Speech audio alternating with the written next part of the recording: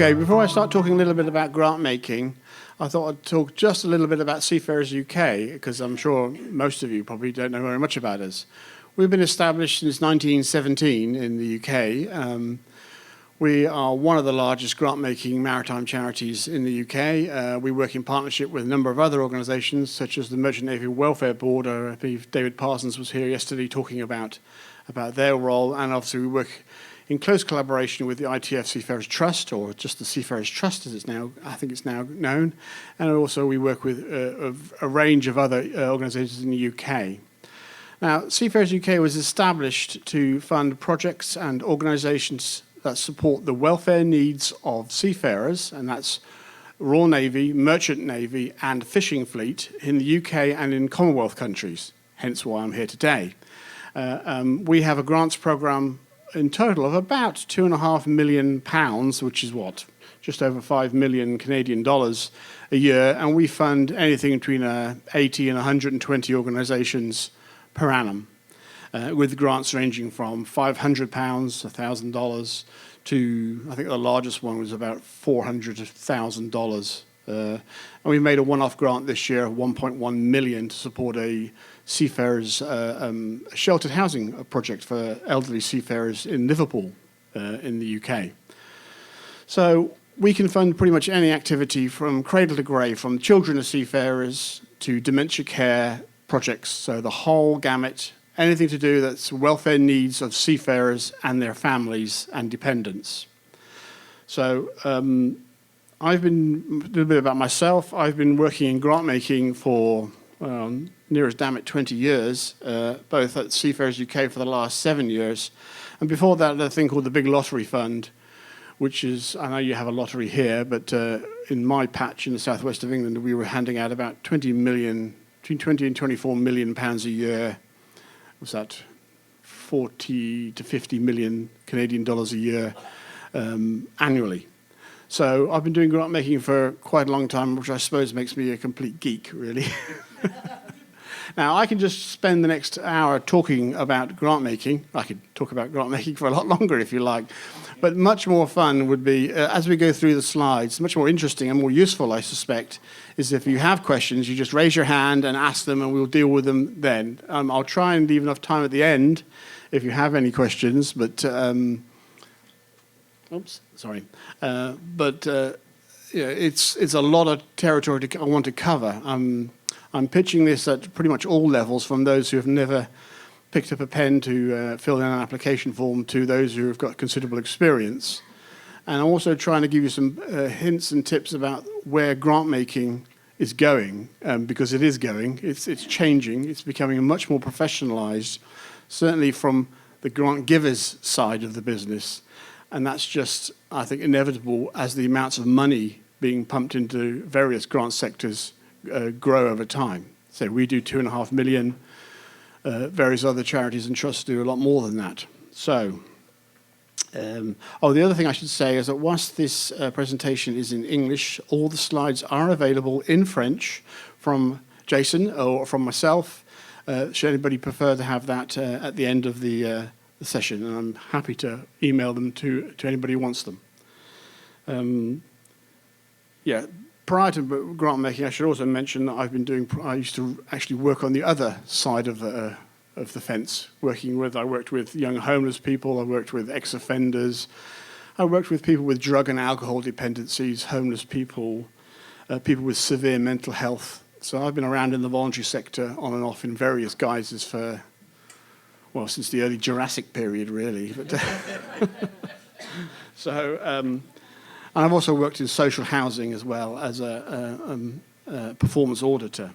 So, unless there's any questions to start with, and can you all still hear me? Because I know I tend to mumble a bit, but if I do, just throw something at me and I'll try and do it better. Okay, I thought a good place to start would be to talk about where, sorry, I should say all these slides are available and will be, I think you're going to email them out, aren't you, Jason? Yeah. So you don't need to worry about scribbling it all down because you'll get a copy of it all.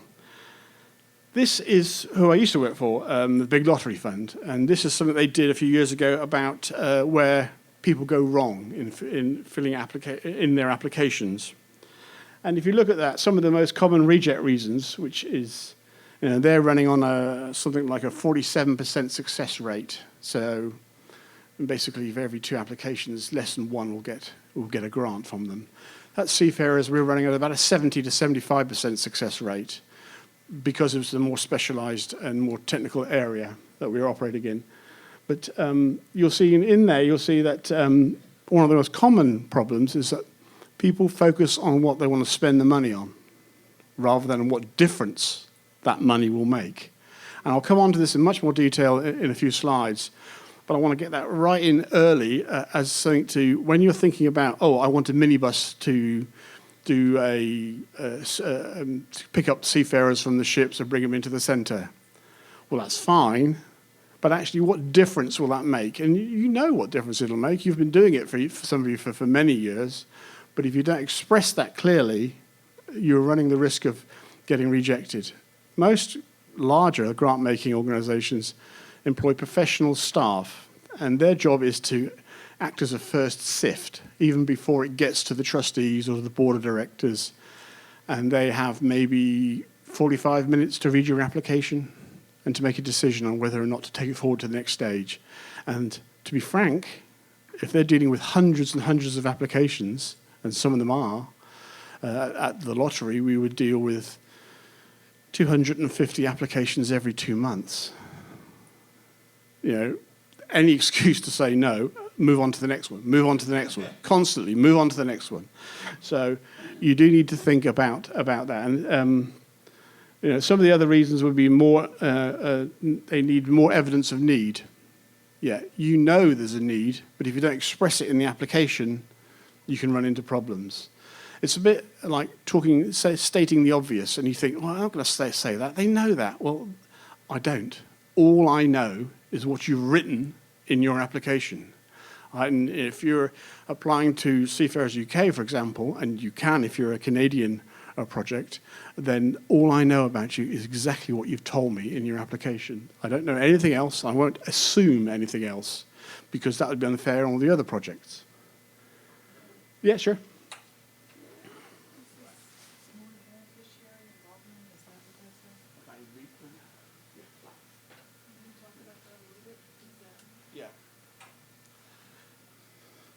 The more beneficiary involvement.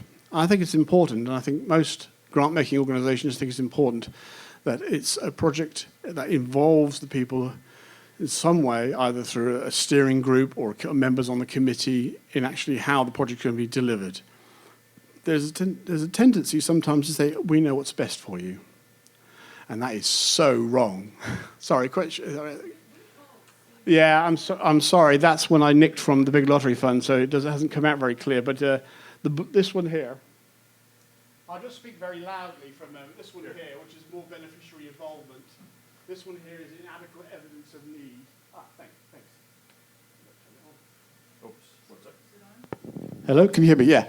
So this one is about more beneficiary involvement, and this one is about inadequate evidence of need, and both of which are sometimes stating the obvious, and they are stating the obvious, but you need to state the obvious. It's important, because if I've got 150 or 200 applications on my desk, and I've got maybe a fortnight to go through them before I have to prepare them for the trustees for a decision, I'm just whizzing through them, and unless the information's there in an easily accessible format, you run the risk of me just skipping over your application. And that's not fair or reasonable, but that's how it is. And I'm afraid a number of these slides are going to be about how it is rather than how it should be. And there's nothing I can do about that. Okay, so this is something we've taken more recently from an organisation in the UK called the Grantmaking Trusts, Directorate of Grantmaking Trusts. And these are the main reasons for being rejected, ineligible. For example, Seafarers UK can fund pretty much any welfare activity involving seafarers. Okay? Yeah. Is that okay? Yeah. But what we don't do is sailing. So if you've got a sailing project, there's no point in applying to Seafarers UK. We will not fund it, no matter, even if it's sailing for disability or sailing for children. It's not what we do. So make sure you're eligible to apply for whatever the project is. Not following the guidelines. If you look at the Seafarers UK website, you'll see a whole raft of guidelines about how to apply, what we fund, what we don't fund, and unsolicited. Now, some organisations, some grant-making organisations will only accept applications after you've had a chat, you've had a conversation with them, and then they'll invite you to apply. I do some work for an organisation called the Forces in Mind Trust, which is for veterans in the UK, and they only accept solicited. So they know what they want to fund. They will go out and look for organisations who can deliver that specific project, and then invite them to apply for a grant. Doesn't apply to Seafarers UK. For most organisations, that's not going to be an issue. Most are what we call open funders. Wrong timing, if you miss the deadlines. Again, when I used to work at the lottery, we used to have people sleeping in their cars the night before the deadline to make sure the application was in, because if you missed it by, the cut-off was on a Friday midday, you turned up at 1 o'clock. Most organisations are not that mean, to be frank about it, but some are. Some of the really big ones are. They have an absolute cut-off time. Poor application. Well, we'll come on to that in more detail. And lack of evidence. Back to that evidence. Back to stating the obvious. Back to telling people what it is, not only what it is you want to do with the money, but actually what difference it will make to the lives of seafarers. I'm going to keep coming back to that issue. It's not about the money, it's about the difference. Oh, and some other ones. Oh, no, I think okay. These are some of the things that funders may be looking for. Some of the funders are geographically specific. Seafarers UK is UK and Commonwealth only, which I know is tough for anybody here from the United States, because basically that rules you out for Seafarers UK, unless the project you're proposing to do is in a Commonwealth country. So you could be based in Florida, but if you're seeking to do a project in the Caribbean, where there are a number of Commonwealth countries, then, because it's about where the project's going to be delivered, not where the organisation is based. Type of organisation. We can only fund, again at Seafarers, charities or charitable organisations with charitable objectives. They don't have to be a registered charity in the UK, they usually are, but they have to have broadly charitable objectives. Some organisations are broader than that. Read the guidelines, see what it says about who they can fund. Size. Some organisations won't fund very small or very large organisations. We have a policy at Seafarers UK where we look very carefully at the organisation's accounts, most recent set of audited accounts. And if we see the organisation is large and wealthy, we're going to say, well, actually, do you need our grant? This is one of the checklist things that we do as we go forward. And the project purpose. No matter how good the sailing project is, we are never going to fund it. We just don't do sailing projects. Welfare. For seafarers, it's always about the welfare needs of seafarers, not about other things. A number of funders will be looking for match funding. And there's pros and cons on match funding. I'm sort of a fan of match funding because it shows that the organisation has not put all its eggs in one basket. It shows that it's actually thought about who else could possibly fund this project. And it also means that our money goes further. I mean, £2.5 million might sound a lot of money, and it is a lot of money, but you spread it across 120, 140, possibly even more organisations, and suddenly it's not so much money. So, and it also means it provides more of a breathing space in terms of funding. A lot of projects that we've funded in the past, we've funded them for a year or 2 years, then we've stopped funding them and they've closed because they haven't thought about what we call in the funding world continuation funding. The more funders you have in a project, the more likely it is that if one funder drops out, you'll be able to continue to deliver the project. I'll get on to what I mean by project in a moment, but take it to mean any activity or service that you're proposing to deliver. Okay, some of the things, I'm going on to some of the more technical things. One of the things you need to think about, the grant-making process itself. And as I said at the beginning, I'm quite a geek on this stuff. I'm really into processes and systems. We have, Seafarers and all the other organisations will have their own strategic objectives. And if you're thinking of applying to us or any of the other funders for be it a local authority or national government, the first thing I suggest you do is you look at what are their strategic objectives and how can what you want to do fit within that. Because the better fit you can find for what the project that you want to deliver to what they want, the more likely you are to get a grant. I'll move on. Okay, I'm afraid my grants manager has messed with my presentation. So I'm going to go and shoot her when I get back. So why this funder? Okay, you've looked through the directory of grant-making charities, or whatever the equivalent is here in Canada or in the United States, and you've identified a few project organisations that might be able to fund your project or whatever it is you want to do, or the service or the activity. It's so important that you understand where the funder's coming from, because you get one shot at bidding for this money, so you need to think about not only what you want to do, but how does it fit into what they want to do. It's what I was saying on the previous slide. It's really important. And are they the most appropriate funder? We get a lot of organisations, not so much at Seafarers, but certainly at the Big Lottery Fund, who have like a scattergun approach to applying for funding. They will hit every organisation they can think of with the same application, sometimes forgetting to change the names of the people they're applying to on the front of the application form, which is a bit of a giveaway, really, I have to say, if I see that. But you need to be, I know it's tempting to think, well, if I apply to 50 organisations, one of them will give me a grant. It just doesn't work that way, because every individual organisation will have its own priorities, its own what it's looking to achieve with its pot of money. So I think you'd be just wasting your time. And I'm fully aware of how time-consuming filling in a grants application form can be. Seafarers is online. We have an online application form, and you just go through a series of questions, some which are fairly complicated, about what difference will your project make to the lives of seafarers. When I worked at the lottery, I think the application form there ran to 36 pages. So before you embark on that activity, make sure that you think what you've got fits what they want, and you've got a good, reasonable chance of at least getting past the first stage. Some organisations have a two-stage application process where the first one is basically does it meet our strategic priorities? Yes, no. If no, that's it. Don't even look at the detail of the application. It's called a first stage fail or first stage reject process. Seafarers doesn't do that because we only get 100 or 120 or whatever it is applications a year. But if you're talking about some of the bigger organisations where they get thousands of applications, they are looking to winnow out a lot of applications at a very early stage because they don't want to spend huge resources on assessing applications. You know, at the lottery, there are 300 staff at the lottery where I used to work. And that's because they're delivering in total £600 million a year and giving out, I don't know, tens of thousands of grants. But even then, they had a two-stage process to get rid of thousands of those applications at an early stage.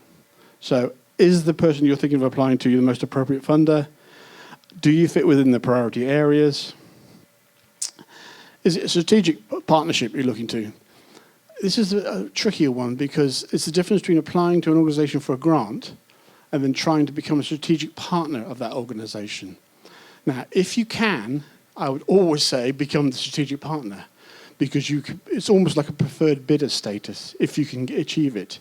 It's about developing that relationship. That is so important now and increasingly important, not just putting an application in out of the blue for an organisation, but saying, actually, we want to work with you. You know, we've looked at what your priorities are.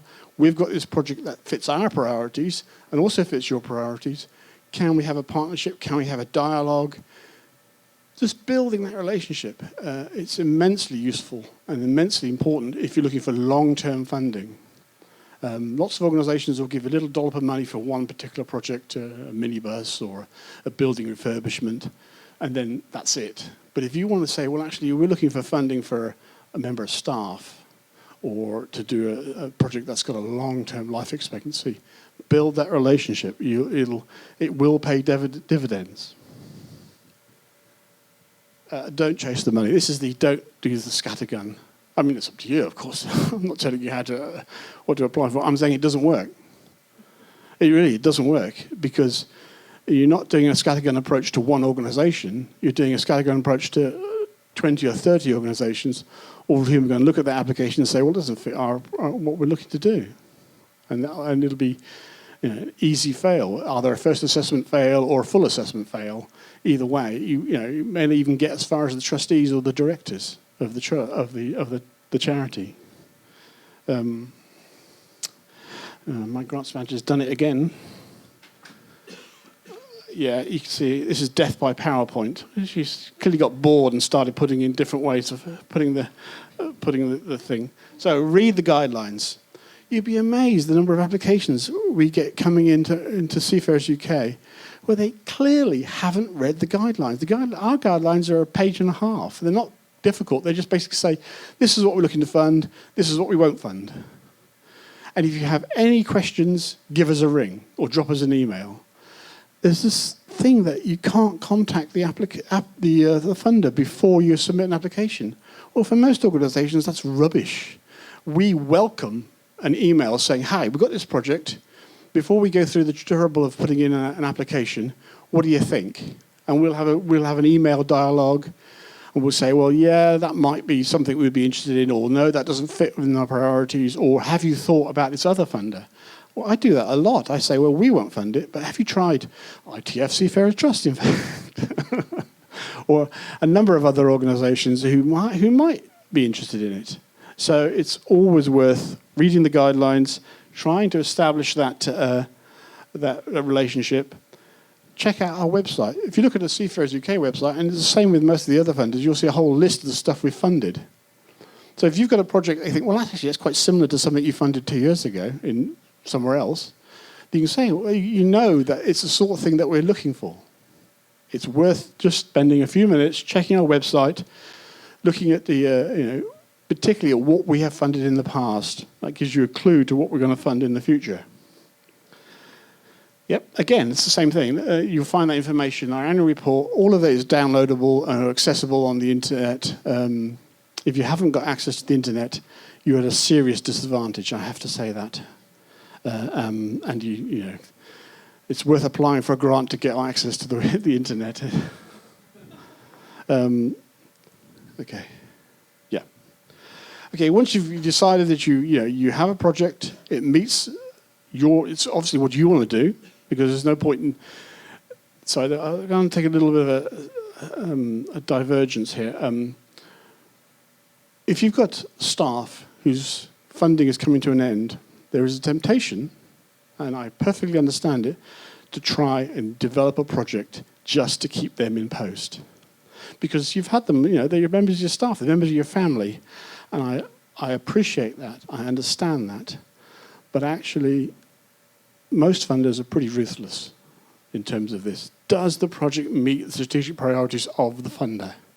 Which are, so seafarers are pretty broad. I mean, can you get any broader than the welfare needs of seafarers, their families and dependents? I don't think you probably could, but not sailing. But I have no.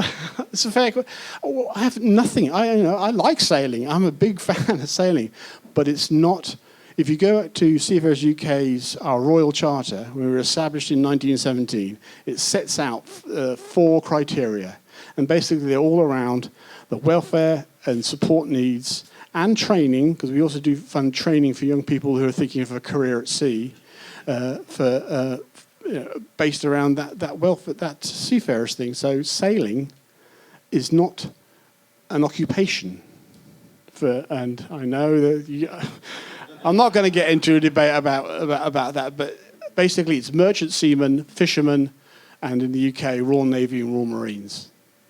That's it for us. But it's worth checking, because if you go to somewhere like... So we get applications from an organisation, example, the Jubilee Sailing Trust, which does sailing for people with disabilities. Great organisation, doing wonderful work with people with over a whole range of disabilities, but they're not eligible to apply to Seafarers UK. But they still do occasionally, and then you'll get a new fundraiser in post, and they'll think, oh, we'll give Seafarers UK a try. And they'll apply, and we'll go, sorry, you're not eligible. but they'll have spent, I don't know how much time filling in an application form, and if they'd either dropped us an email or checked our website, they'd have known not to bother. So, check the funding body's name and address. These are very simple things. Check the key personnel. These are not major issues, but it's worth doing because it shows a professional approach to applying for a grant. Check. This is the last one is a bit of the scattergun approach. We do get applications to Seafarers UK addressed to somebody at a different funding body, because what they've done is they've changed the organisation title, and they've not gone through the whole application to change all the other details. That's a bit of a giveaway, I'm afraid, and it's not going to help your application if you do that. Sign it. You've been arranging the number of forms that we have to send back. We have an online application form system now, so you don't need to sign it. But for those that are still living in snail mail post times, make sure that is signed. If we've asked you for your business plan or we've asked you for a set of accounts, please submit them, because nothing will happen. Because all will happen, it'll come to my desk. The first thing we'll do is do a quick check. All the relevant documentation is there. We'll see the accounts are not there, and we'll go, right, put it to one side. Send them a letter saying send you your accounts. So it'll delay your application being assessed. Deadlines. If you think you're not going to hit a deadline, then speak to the organisation. Some deadlines are more flexible than other deadlines. We at Seafarers UK have been known on occasion to extend a deadline if we think, oh, that sounds like a project we want to look at. So don't just send it in late and hope for the best. Speak to us. This is about establishing the relationship. Check with the grant maker. Okay. I'll talk a bit more detail about the actual application itself. Sorry, if you just bear with me whilst I go onto that right page. How are we doing for time? Oh, crikey. Okay, I'm going to talk a little bit about outcomes approach, because this is, I'll say it's the new, but it's not. I've been talking to groups like this for certainly the last 15 years about an outcomes approach. Be specific, using the outcomes approach. Requests for general contribution towards running costs. Now, we have funded that in the past, but it's a lower priority. Seafarers UK, along with pretty much every grant maker that I'm aware of, is increasingly focused on specific projects or specific needs or specific activities that you want us to fund. I know that's hard because it's always a struggle for small voluntary organisations and charities to find that overheads costs, the admin costs. And you can include an element of that in an application, which I will come on to. But it's important that you remember that, as I say in the bottom there, if you've got a project, don't forget to add in a bit of what I call your core costs, so your overhead costs, because that's a legitimate expense, and it's the bit that's always the hardest bit to find funding for. Okay, I'll talk about more in detail about outcomes. There are, in your application, in most of the organisations that I see that are funding projects, they ask for you to identify an outcome. Now, think of it this way: there's inputs, outputs, outcomes, and long-term change. Those are the four things you need to think about when you're filling in an application for funding. The inputs are the easy bit. That's the activities you'll undertake to deliver the services. The outputs is the service that your project will provide, and the outcomes, and this is the really important bit, this word here. This is absolutely the crucial bit. What difference will that grant make to the lives of the individuals that you're seeking to help? If you can't evidence that, you're stuffed, as they say. And long-term change is a really hard one to define, and lots of organisations won't even bother to ask you about that. But increasingly, I suspect that's coming in the future. Certainly, in the time I've been involved in grant making, this has gone from brand new to accepted practice. And a lot of people have problems with the terminology, and it's because the terminology is rubbish, basically.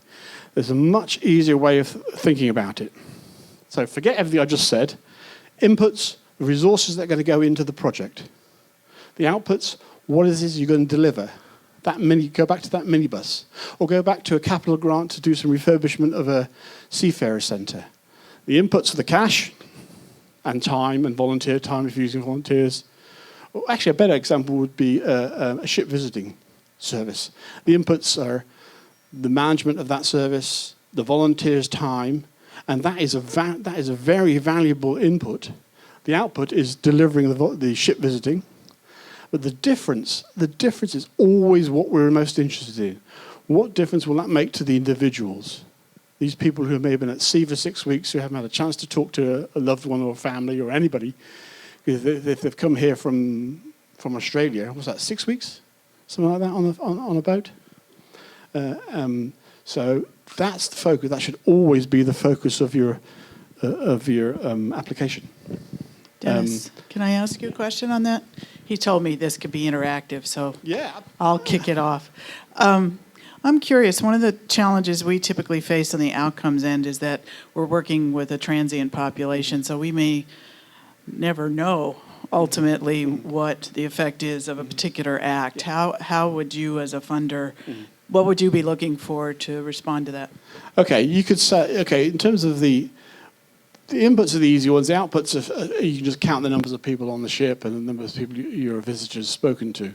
The outcome might be, okay, well, let's identify what was being discussed. You had a conversation with, and it can be quite qualitative rather than quantitative.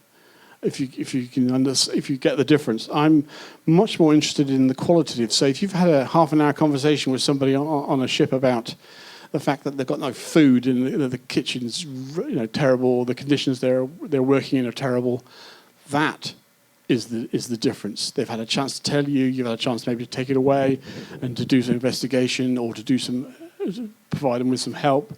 You've had a chance, a good example, if you've gone on board with a phone card or you've gone on board with mobile Wi-Fi, which is something that seafarers have funded a lot of and are very keen on, hint, hint, then the chance for them to to speak to their families back in wherever, that's a huge difference. That's a brilliant outcome. I think that just hits the button. If they've been at sea for however many weeks or they've not had that opportunity and they've been to talk to wives, families, whatever, then that is the difference. That's the quality. Sorry, go ahead. My husband used to work in development, and when he worked on projects, he always... Oh, everybody can hear you. My husband used to work in development, and in his projects, one of the key aspects was always sustainability. Mm-hmm. How, as a funder, is that... I mean, I don't know if that's kind of covered by this, but is that an important aspect? An important aspect to your funding choices? Yeah, it certainly is. There's a problem for us. It's called silting. Now, we could fund the same organisation year in, year out for the next 100 years, but what that would mean is that $2.5 million would go on those projects that we're currently funding, and we wouldn't get an opportunity to fund new projects. And part of what the trustees at Seafarers UK, and I suspect that most of the grant-making organisations want to do, is to fund new projects as well. So we have a number of partners, go back to that strategic partners, who we have funded since 1917. And and it feels like some that we've funded for a lot longer, actually. But so it's about moving from, if you've got depends a bit on your project. If your project is for a capital refurbishment of your seafarer centre, well, that's easy. That's a one-off thing. We can give you $1 per cash for that. You go away, you do it, end. So there's a beginning, middle, and end. The cash, doing the repairs, the service ends. And then you'll tell us about what difference it's made to the lives of seafarers. If you're saying, well, actually, we want to run a service, and it's going to cost, we're going to look much harder at that. We're going to say, who else is funding it? How much is it costing? What are the long-term benefits? We do fund those things. We fund a number of seafarer centres in the UK, and we've done similar things in India. We've funded a maritime youth training centre in South Africa. So it's trickier, and it's a lot harder to get funding for that long-term funding things.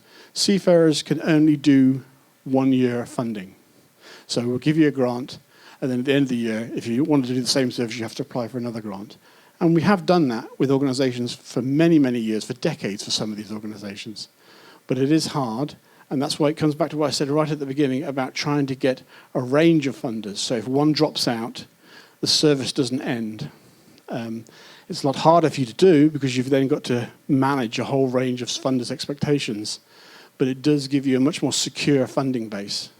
And if you look at some of the most successful seafarer centres in the UK, they get funding from a broad range of local authorities, councils, central government, charities, and all those sorts of things. And that is harder, but more, in the long term, it's more effective.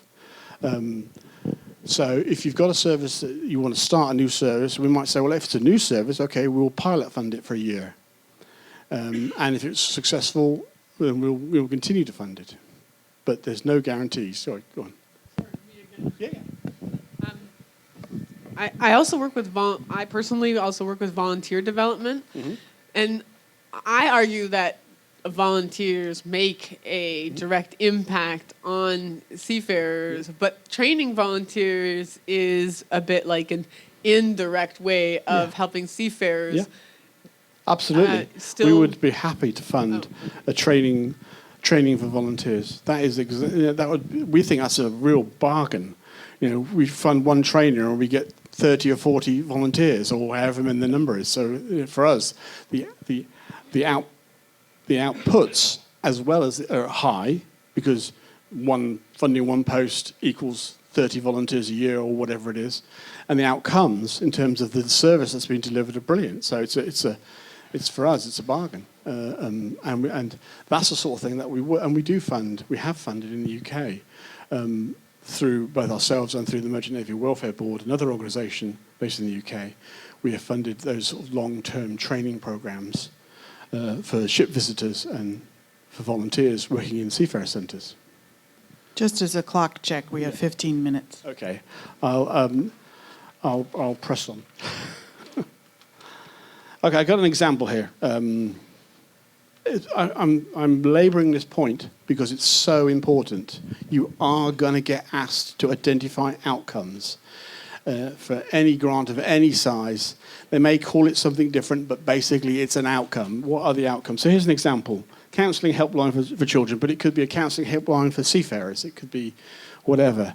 So the input is setting up the helpline.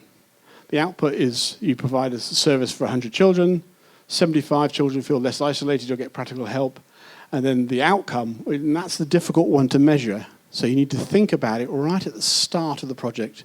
How do we measure the change? How do we measure the before and after? And sometimes it's purely qualitative. We had a little focus group of kids at the start, and we had another little focus group of kids at the end, and here's what they said.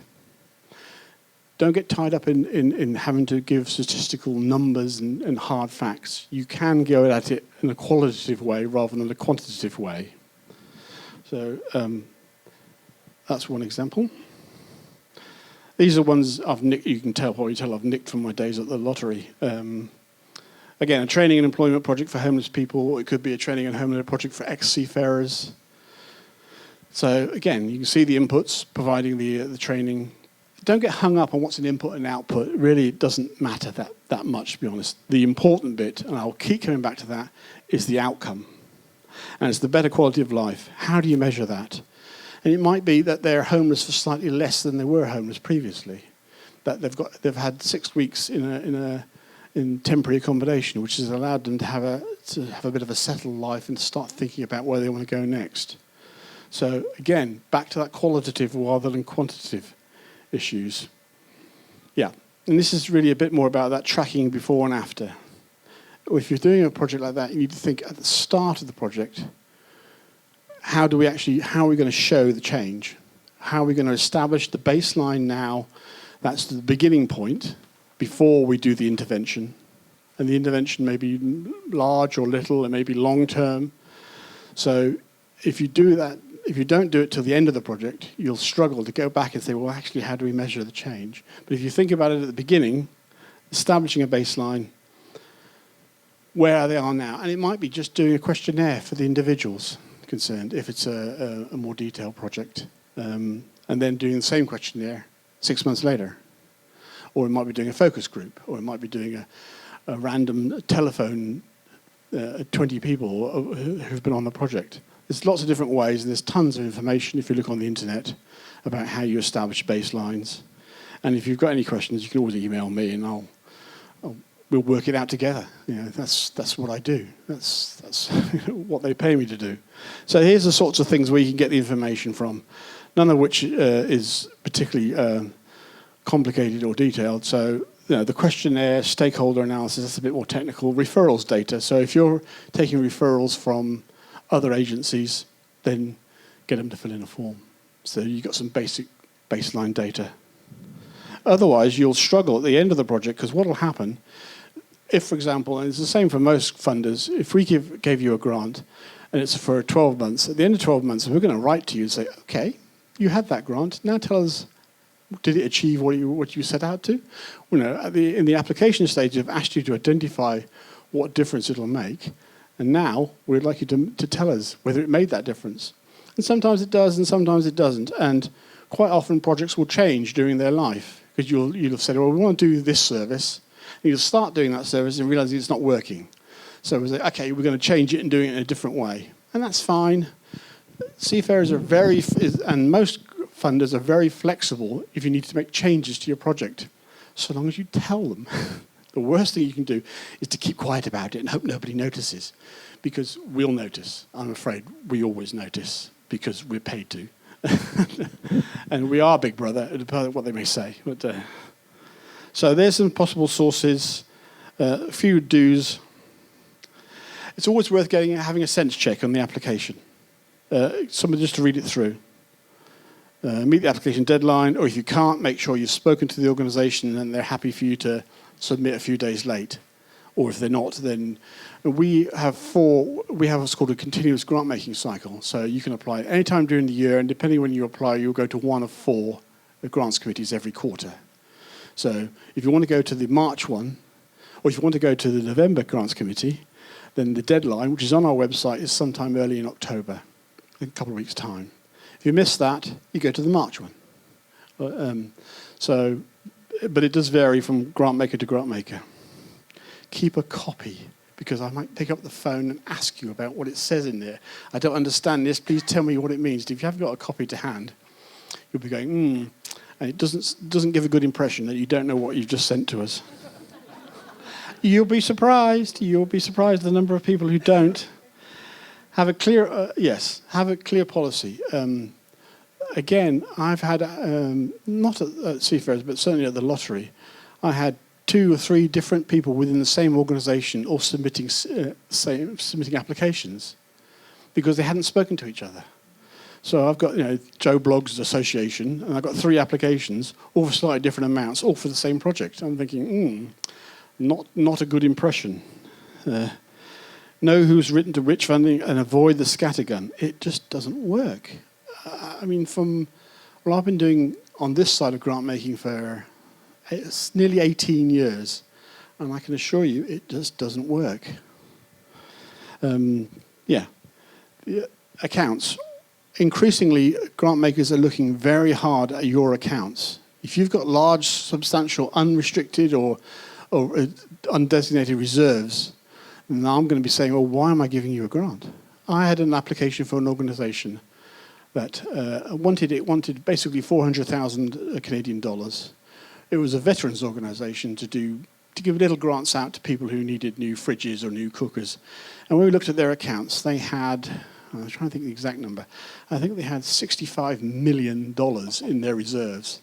And I have to ask myself a question, well, why am I transferring money from our reserves, and we've got 40 million, to your reserves?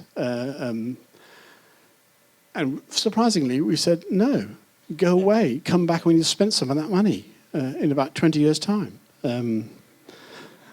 And some organisation, when I worked at the lottery, have a policy, if you've got more than 1 year's running costs in reserves, they won't give you a grant. It's an automatic fail. If you've looked at their funding guidelines, you'll know that, and you'll have saved yourself however many hours it takes to fill in the application form. So it's always worth checking.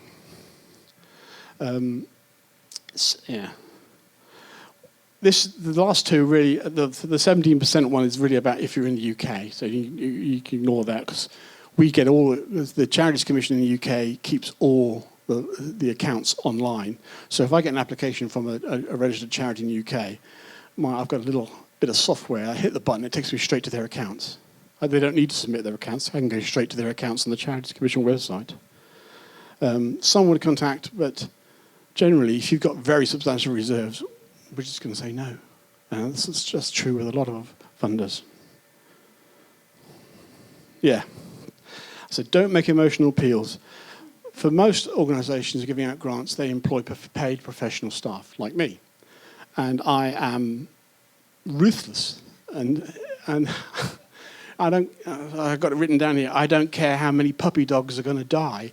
You know, I'm interested solely in the outcome. I'm interested, is the outcome going to improve the welfare of the seafarers? I don't respond. You can say anything you like in the application form, but it's water off a duck's back. I've assessed over the last 17, 18 years probably tens of thousands of applications. I am inured to emotional appeals. Give me the facts. Give me what you want to do. Tell me what difference it'll make. Sorry, yeah, I'm conscious of time. Sorry, we're nearly there. What's the difference between qualitative and emotional appeal? Okay, qualitative info is about you've actually spoke to a group or the individuals and you've got information about how it's made a difference to their lives. There is a grey area, but in an application, if you just say, make an emotional appeal without backing it, if you can back it up with facts, then I'd say fair enough. But you have to be able to back it up. Yeah, there is a strong preference for most grant makers for specific projects. And I know that's tough for those seeking a bit of funding for their general running costs. But you can add an element of the funding of a general running costs into an application. Most organisations funders will accept that. Yeah, that looks like that's almost an extension of the scattergun approach. If you need specific things, you need to explain specifically why you need them. Yeah. Don't try and bury me under paperwork. It won't work. Rushing through these now. Don't use initials. ICMA. What's ICMA stand for? Oh, yes, I do know that one. Sector-based in acronyms. Well, I'm sure you can think of them yourself. I'm just going to keep going. Lose the files. Yeah, don't hold back from making contact. There's this fear of we mustn't talk to the funders. They might think we're trying to get an advantage. Go for it. I say, if you can get an advantage by building that relationship, making that contact, always go for it. Always contact them if you're unclear. If you've gone through the application form, you go, well, that question just doesn't make sense. Well, then ring them or email them and ask them and say, what does this mean? And they'll always, my experience is they will always come back to you and say, well, what we mean by that is this, and maybe give you an example. Don't just try and bulldoze on through and hope for the best. If you're not sure, ask for help, ask for advice. Yeah, this is some general advice if you're thinking of applying to Seafarers UK. Be specific, and be specific. Remember, it's the last one. Remember, it's not what you do, it's who you're doing it for we're interested in, the outcome. Back to that old chestnut. Be specific about costs. I do always have a question mark when I see rounded up figures. This project's going to cost $10,000. Why 10,000? Why not 9,850? If you've got the costs, put them in. If you use matching funds, put them in and be clear whether you've got the matching funds or whether you're applying for matching funds. And if you are applying for matching funds, what you'll do if you're unsuccessful. Because the first thing I'll do is I'll pick up the phone to the other organisation and say, hey, we've got this application. I see you've got it as well. Are we going to fund it? Are we going to get together on this one? Because I'm always looking to do matched funding projects. I'm a big fan of that. If it's not a new project, who funded it previously? Why have you run out of money? It might be some local authorities in England will only fund projects for 3 years. Then that's it, which is fine. But there is a question there. I think we've come to an end. Okay, there's one last thing I wanted to say about if you're not successful. And it's just what I've just said before. If you're unsuccessful, and most applications are unsuccessful, I have to say that, if you're going to the large general funder, ask for feedback. Always, even if it says we don't give feedback, still ask for feedback. Always try, because you're trying to build that relationship. You're trying to get them to know who you are. I worked for an organisation called Volunteering England, which did funded volunteering projects. One year we had 476 applications. We invited, because we did a solicitation process, 46 to submit applications, and we funded 16 grants. 16 grants out of 476 applications. God bless you. That's a lot of work. Okay, I'll stop there before. Thank you, Dad. Questions? I think we're going to take 2 questions. Mary. This was very helpful. Thank you. To complement where you're coming from, you understand about seafarers, and so does Seafarers Trust and so on. I run a pretty small center. We're just learning how to run grants, and part of what we're doing is applying for, say, $5,000 to $10,000 from a church. And some of them have very informal processes. Some of them have pretty formal processes, but it can be so challenging in 250 words. If you're getting a grant for a hospital or a library, everybody has seen hospitals and libraries. Most people, even if they grew up in a port city, they're clueless. They have no idea how important the port is to our economy, or who works on a vessel, or what their lives are like, or anything. And as you say, we really have to say the obvious, and we have to repeat it. And we say, in the U.S., they cannot get from the gangway to the gate without a TWIC escort. But I think that rule sounds so absurd to a lot of these grant committees that they don't believe it until you've told them 25 times these guys can't get off the vessel. And yet the application is supposed to be concise. We don't want to say it 25 times, but we have to. Sometimes there's ways around that. Sometimes it's about, if you can say, well, why don't you come and visit our project? Why don't you come down and see what we do? Why don't you come down or, hey, here's the application, but we're also going to send you the business plan, or we're also going to send you an impact report. If you've not done impact reports, then I'm afraid, I'm not a huge fan of impact reports, but they are that's where you show at the end of the year the impact the service you've delivered is. And you produce a little glossy report and you send it to everybody in their ante, really. So it comes back to that establishing relationships. If you can get your foot in the door, invite them down to see the project, invite them to say, oh, we'll come up and give you a presentation. Can we come and talk to you about the project before we submit an application?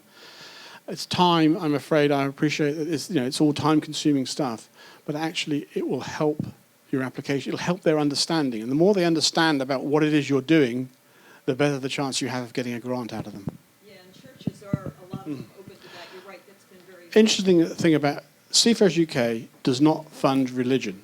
So you would think, oh, well, actually, that rules out a lot of churches. Actually, it doesn't, because we don't fund religion, but we will happily fund Apostolate of the Sea, Mission to Seafarers, any of the religious organisations who are delivering welfare services. So for us, it's not about who's delivering the welfare service, it's about what the welfare service is. It's about the difference that that's making. So if you look at our website, it says we don't fund religion. We don't. But we fund plenty of religious organisations delivering a welfare service. So you need to watch out for that one, because you see lots of organisations that say we don't fund religion, but actually they don't mean we won't fund your project. Is there another question? Any other questions? I would just like to add from my 2 cents, I love this. Thank you very much. There's a lot of great information here, and I've been writing grants for longer than I care to talk about. But the 2 things that I would reinforce here are talk to the funder. In my early days, I was afraid to pick up the phone and ask questions. I'm not afraid anymore, because it pays dividends, and even if you don't get the grant, you inevitably learn something. And the other thing is, and he said it in a much more politic Brit way, I would say Don't let the tail wag the dog. Please make sure that you're spending your precious time and energy on something that makes sense. Don't just figure, oh, this is a great idea, we need money for it, I'm putting this in. Make sure that all of the stars align before you put your precious time in. Thank you so much, Dennis. This is fabulous.